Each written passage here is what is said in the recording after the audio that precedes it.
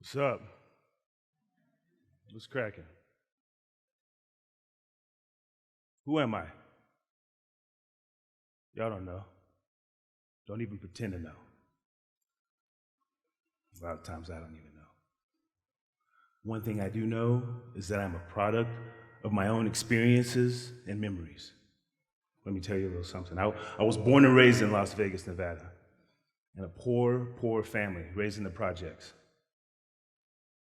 When I think back to some of my memories, I think of my best friend in kindergarten, Kevin. We used to go out catching bugs and ants and doing stuff that little boys do all the time. One particular day we went out and we were catching ants and we were burning them. We found ourselves in this abandoned car just out in the parking lot and a match fell.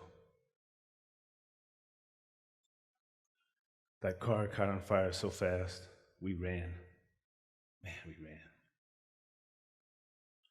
I ran all the way back to my project, my apartment. And when I say apartment, it's projects. Anyone who knows anything about projects, they're cinder block buildings with windows. That's all they are, no insulation. But as I looked out the window and I watched that car burning, I still today can see the flames. Man. My next memory was my mom's waking me up in the middle of the night. I don't even know what was said. I was standing in the kitchen and the police were there. And my next memory is mom's waking me up again. Kevin was dead. You see, his daddy came home drunk. He was an alcoholic. He took an extension cord and beat him to death. My next memory, no kindergartner should ever have, and that's looking at an open casket with his best friend. My parents said we have to do something different. They wanted to get out. It took 3 years, but we moved out. We moved to what was called in Vegas at that time, we called the White Side. I was one of 2 kids that were black in my school. It's a huge flip. In the process of moving, we packed up all of our things, all of our items. We went over to our new house. We went back to get the rest of our items, and our project had been broken into and everything was stolen. In the meantime, in my new world, I was instantly, without testing, thrown into special ed remedial classes.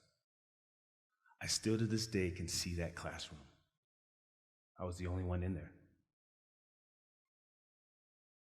Because who was I? Just a dumb black kid. My dad said, you're gonna have to do things very, very different. He said, Diaz, you have to learn the English language. You have to be able to articulate your words. You're gonna have to be able to talk so that people understand you, so that they respect the words that are coming out of your mouth and they understand the message and that they're actually listening. I hated it because every week he made me look up new words in the dictionary. I had to write them down, write the meaning, and I had to be able to use them in a sentence. Even as I stand here today and I'm talking to you right now, I have to really carefully craft my words. It's not my natural dialect. It's not what I fall back into. He made me practice my writing every week. And to this day, people say that I write like a woman. I take that as a compliment. Interestingly enough, when I'm on the phone, my wife says she can tell the difference between when I'm talking to my dad, talking to my sister, my mom, if I'm talking to a colleague, I'm talking to a buddy that I'm going to go play around the golf with. I shift. And interestingly enough, back to my school experience, those kids that I grew up with were later shipped across town to my high school because Vegas was doing an integration, trying to mix all the kids up. All those black kids out of my neighborhood were now shipped to my new neighborhood and my new high school. The only 2 times I ever saw those kids, I was a captain of the basketball team.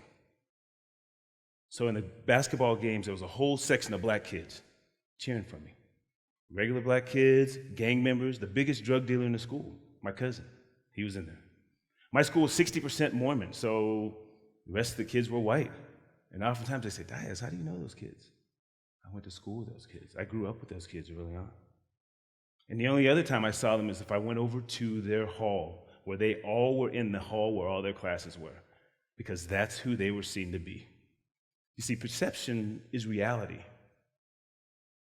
My reality is based upon how you perceive me, even now, as you sit there and you're listening to me talk. Who am I? Am I the kid that grew up in a poor, impoverished neighborhood, family riddled with abuse, violence?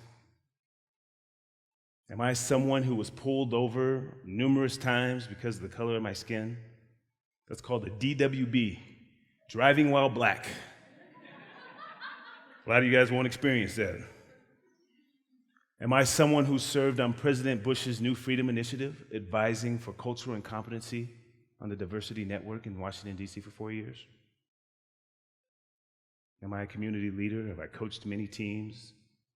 Am I the same person that came on this stage 6 minutes ago and started talking to you? Yes, I am. And I'm the CEO of Step 2, a substance abuse treatment facility for women and children, helping people get back on their feet, change their lives, change generations for their children. And how do I relate to them? I have to be able to relate to them and talk to them and help them and say, this is the program that you need. This is what you need to do to break a cycle. And I have to be able to say it in a convincing manner. And how do I pay for Step 2? How do I run the program? They don't have money. 98% of the women that come to our program don't have a dime to their name. I have to be able to go to donors and foundations and people with money and community leaders and say, you really need to invest in this program. This is good for the community. It's two different worlds and the paths still cross. And the communication has to be there. And I have to understand who my audience is. I want you guys to understand that we all have preconceived notions. When someone walks up on the stage, someone walks in the door, someone stands before you, or someone starts talking, whatever their dialect may be, recognize what those preconceived notions you might have, because they're based off of your beliefs, your experiences, your prejudices. We all have them. So as I talk about who am I ask you, who are you?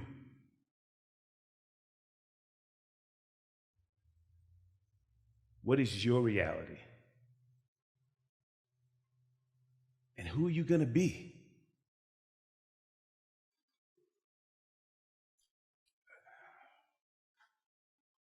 Deuces.